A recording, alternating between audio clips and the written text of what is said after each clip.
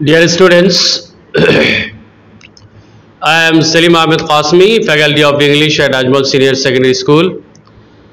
आज मैं इस वीडियो में आप लोगों के लिए लेकर आया हूँ, बल्कि आप लोगों के सामने प्रेजेंट करने वाला हूँ आजिमांडियास ऑफ इजिप्ट बाय पारसी ब्याशी शैली की जो समरी बुक में दी गई है, उस समरी की हर लाइन का एक्सप्लेनेशन, उस समरी की लाइन बाय लाइन एक्सप्लेनेशन। आइए स्टार्ट करते हैं। उस समरी की पहली line, first line, Ozymandias text, Ozymandias of Egypt is a sonnet composed by the English romantic poet Parsi Byashi Shelley। ये पहली लाइन है, पहला सेंटेंस है। आइए देखते हैं इसका एक्सप्लेनेशन इंग्लिश में। इसका एक्सप्लेनेशन है, the poem Ozymandias of Egypt is a 14-line poem or sonnet written by famous English romantic poet Parsi Byashi Shelley। Hindi में इसका एक्सप्लेनेशन है, Ozymandias of Egypt एक 14 लाइन का पोएम या सोनेट है जो इंग्लिश रोमांटिक पोएट पारसी ब्याशी शैली ने लिखा है। डिफिकल्ट वर्ड्स की अगर बात करें तो सोनेट का मीनिंग है पोएम ऑफ 14 लाइन्स इंग्लिश में, और हिंदी में इसका मीनिंग है 14 पंक्तियों की कविता। नेक्स्ट, कंपोस्ट, कंपोस्ट का मीनिंग है रिटन, लिखा हुआ।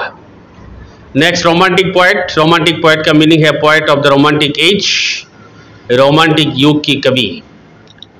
Now line number 2, sentence number 2, text, it appeared in his collection Rosalind and Helen a modern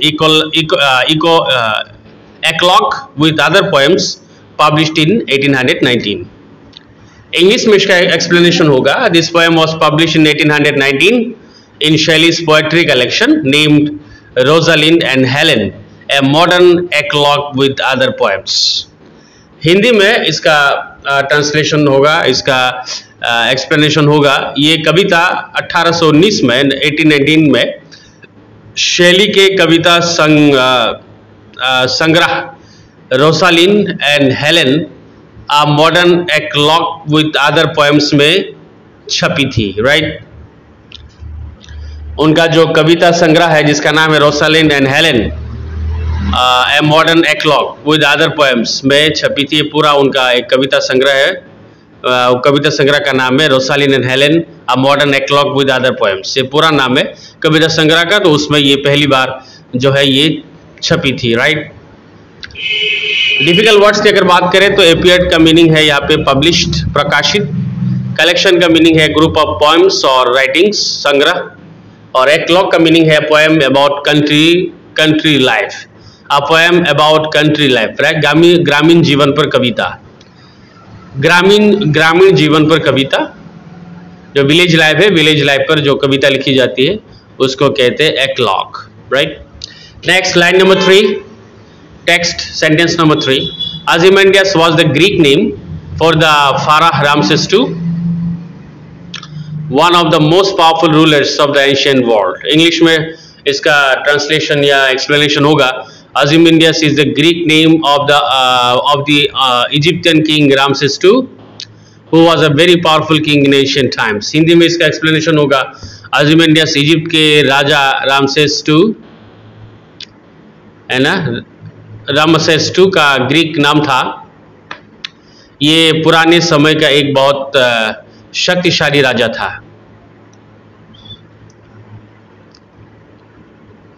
difficult words की अगर बात करें तो फाराह का मीनिंग है किंग ऑफ एंशिएंट इजिप्ट, मिस्र का राजा था फाराह। एंशिएंट का मीनिंग है very old, from long ago, प्राचीन। Next sentence, line number 4, sentence number 4, text, the poem begins with the boastful assertion of the king as he declares himself as king of kings। English में इसका translation होगा, इसका explanation होगा, the poem starts with the king proudly calling himself the king of Kings. Hindi में इसका explanation होगा, कविता की शुरुआत राजा के अहंकार से होती है जो अपने आप को किंग ऑफ किंग्स कहते हैं। डिफिकल्ट वर्ड्स की अगर बात करें तो बोस्टफुल का मीनिंग है प्राउड, शोइंग ऑफ, घमंडी। असर्शन का मीनिंग है स्ट्रॉन्ग स्टेटमेंट, दावा, right। Now line number 5, sentence number 5, text, the narration of the poem is layered as it consists of Shelley's I, the Traveller, and also the voice of Ozymandias। English में इसका explanation होगा, the story is told in layers, Shelley speaks his eye, a traveler tells a story and Ozymandias speaks through his statue's words. Hindi में इसका explanation होगा, इसमें कहानी तीन तरह से बताई गई है। तीन तरह से कहानी बताई गई है शैली के आई के रूप में। शैली ने अपने लिए आई का यूज़ किया है, आई जो फर्स्ट पर्सन है उसका यूज़ किया है।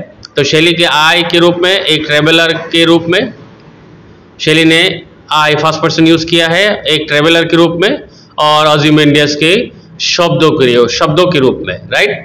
तो तीन तरह से बताई गई है। एक पोएट ने अपने लिए आई का यूज किया है, ट्रेवलर का रूप इसमें यूज किया गया है, फिर ओzymandias ने अपने आप को यूज किया है शब्दों के रूप में। डिफिकल्ट वर्ड्स की अगर बात करें तो नरेशन का मीनिंग है स्टोरी टेलिंग, कहानी सुनाना। लेयर्ड का मीनिंग है इन पार्ट्स और लेवल्स, इन पार्ट्स और इन लेवल्स, कई स्तरों में। Now line number 6, sentence number 6, text the speaker of the poem meets a traveller from an antique land who tells him about a shattered ruined statue in the desert.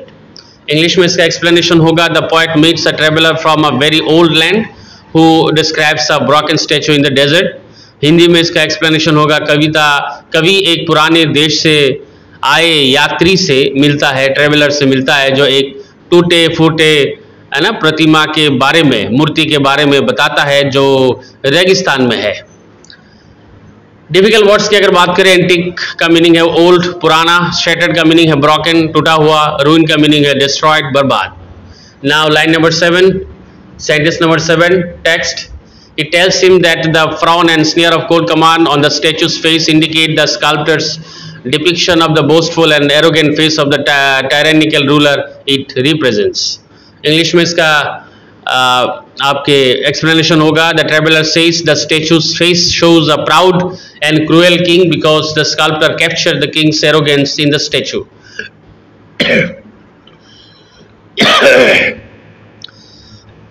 Hindi में इसका explanation होगा,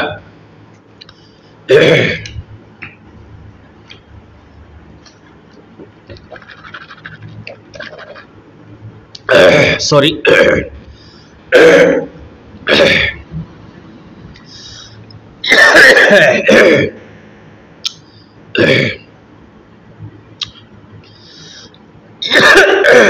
I am sorry.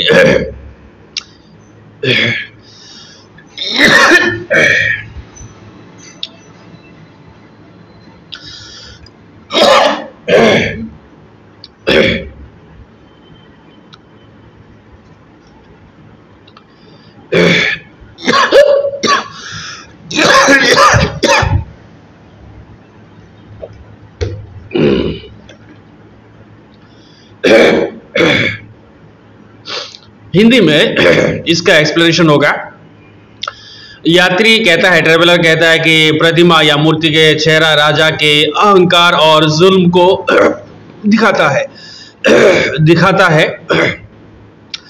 जो मूर्तिकार ने अपनी कला से बनाया, अपनी स्किल से बनाया।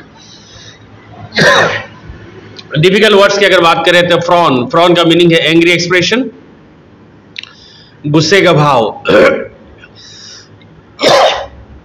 स्नियर का मीनिंग है proud, insulting smile. Proud smile और इंसल्टिंग स्माइल, तिरस्कार भरी मुस्कान। डिपिक्शन का मीनिंग है रिप्रेजेंटेशन, चित्रण। टायरेनिकल का मीनिंग है क्रूएल, हार्श रूलर, जालिम शासक। Now line number 8, sentence number 8, text the ruined statue of the king who once proclaimed to be all powerful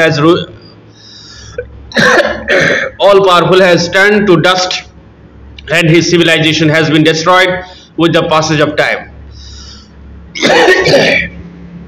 English में इसका explanation होगा, the king who thought he was powerful is now forgotten. His statue is broken and his kingdom is gone.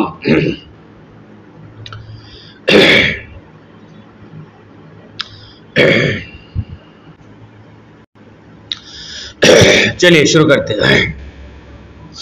और हिंदी में इसका explanation होगा, जो राजा अपने आप को शक्तिशाली समझता था अब उसका नाम और निशान भी नहीं रहा, उसकी प्रतिमा भी टूट गई और उसका राज्य भी खत्म हो गया।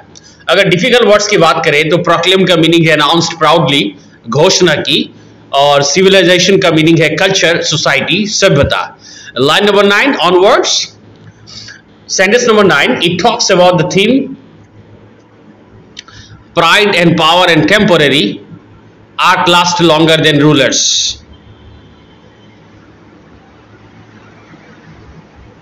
Right?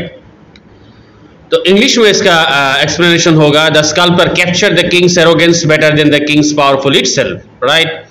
हिंदी में इसका एक्सप्लेनेशन होगा, ये कविता दिखाती है कि घमंड और शक्ति हमेशा नहीं रहती, कला और साहित्य ज्यादा लंबे समय तक रहते हैं।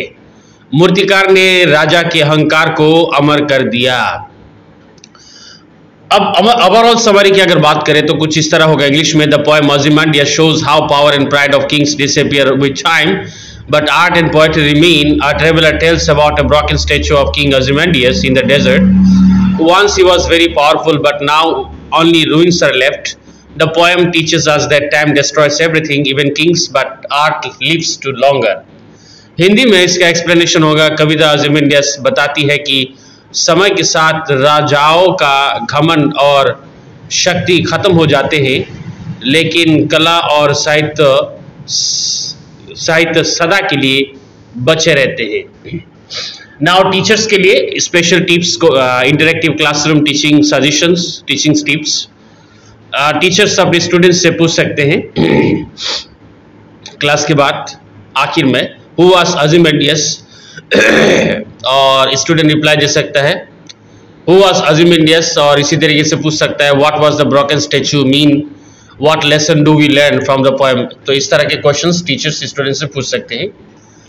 और इसी तरीके से एक्टिविटीज करा सकते हैं teachers, show a picture of a broken statue and ask students to write what it teachers. Right?